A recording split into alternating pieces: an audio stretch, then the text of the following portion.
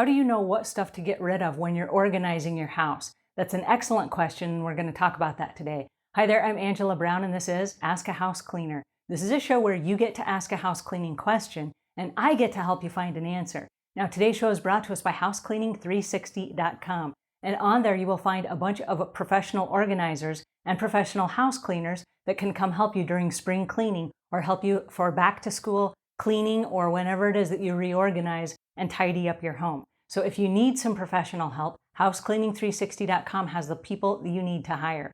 Okay, on to today's session, which is from a house cleaner who watched an episode we did the other day on cleaning out a closet. And she wanted to know, how do you determine what is of value and what you should throw away? And that was a great question, so I wanted to cover that today.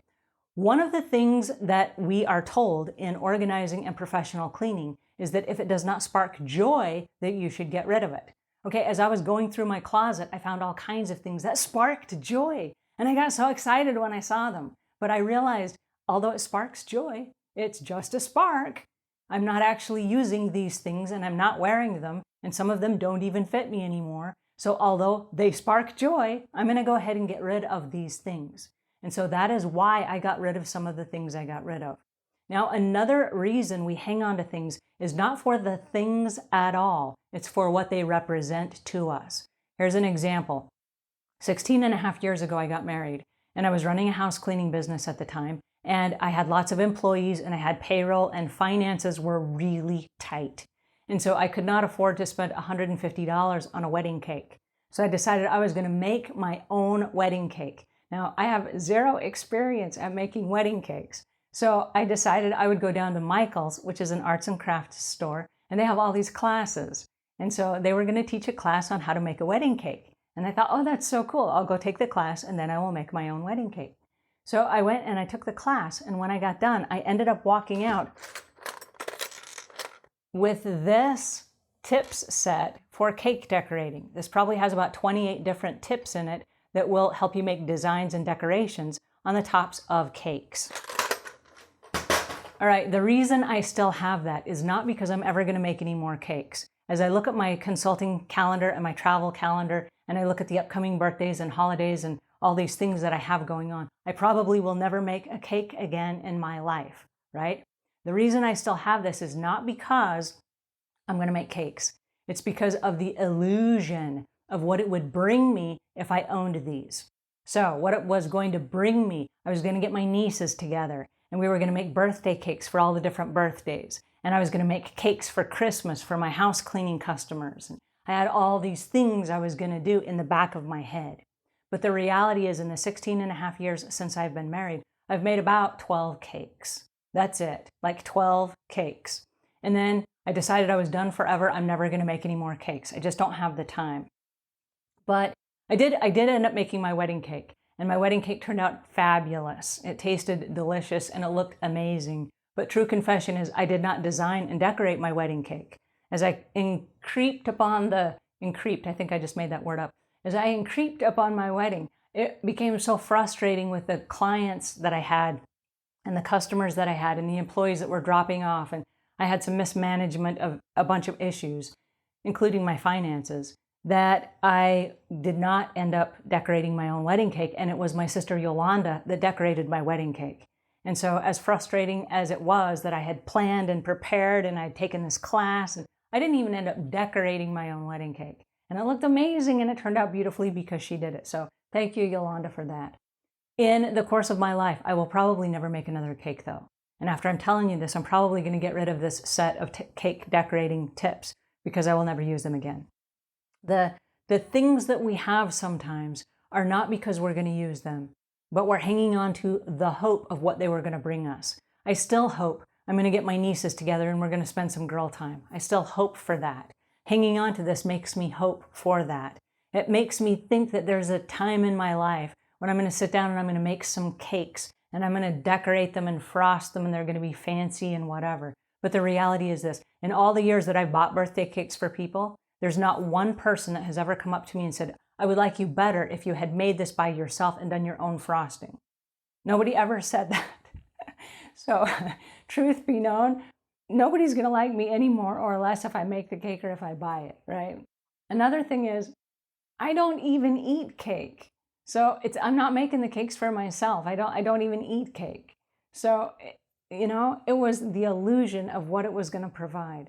So how do you know what to get rid of in your house? Get rid of the stuff that just brings you hope, but you're never going to use it. You don't need it. You don't want it. And if you stop to think about what you're hoping for, there are other ways to get it.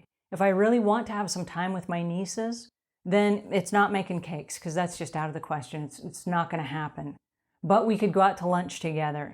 We could visit on the phone. We could email. We could chat. We could Facebook. There are other things we can do that will fill those gaps of time, probably more on a level of where they are right now than them coming over to my house and us making cakes. All right, when I was a kid, I had ADD, and I was not diagnosed with that, but I had all the signs and symptoms. And in order to kind of give me something to do with my hands and keep me busy and keep me occupied, my mother sent me down to an elderly lady who was probably like 80 at the time. She seemed like she was 100. Really old lady. Her name was Helen Clark. And I spent 3 hours with her every Wednesday of my youth. And she would teach me how to knit and tat and crochet and embroider and all these different things that were handy arts. And I created all kinds of things. I embroidered pillowcases, and I crocheted slippers, and I sewed little handbags, and I tatted bookmarks that looked like little pieces of lace. And I would back them with a shiny ribbon, and I sold them at the public library when I was 9 or 10 years old. And that was my little business at the time. I sold tatted bookmarks at the public library. But the reality is this: as a grown adult, for way too long, I've hung on to the yarn and the knitting needles and the crochet needles and the tatting shuttles and all of these things. And I recently got rid of all of that stuff. I did hang on to the tatting shuttle because of what it represented to me, and it's only this big, it's very small, and it's going to be easy to store for the rest of my life. But I got rid of all the other stuff because as my life progresses, I do not see a time, even when I'm retired, when I'm going to ever sit in front of the TV knitting and crocheting like I once did. This ugly thing hit me called adulthood.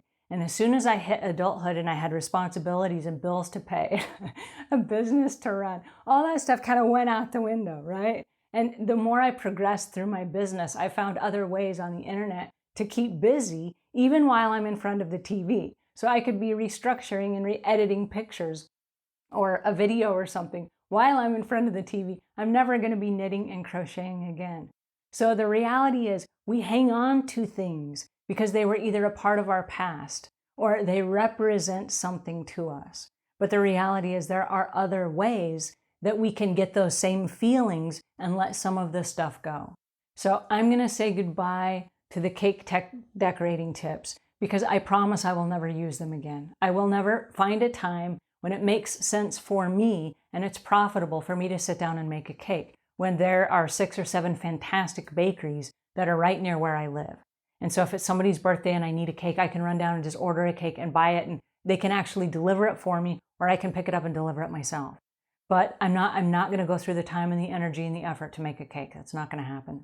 So as you go through your cupboards, pull out the things that mean something to you, that are representative of things you wish would happen.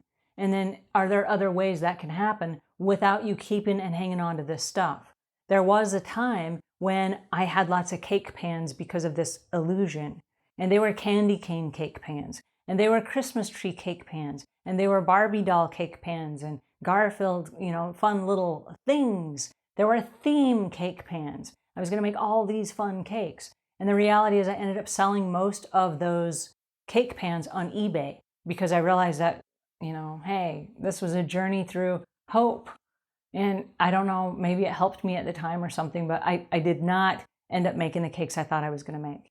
So what are you hanging on to right now? And you have to be really honest about this. What are you hanging on to that you don't need, don't want, can't use?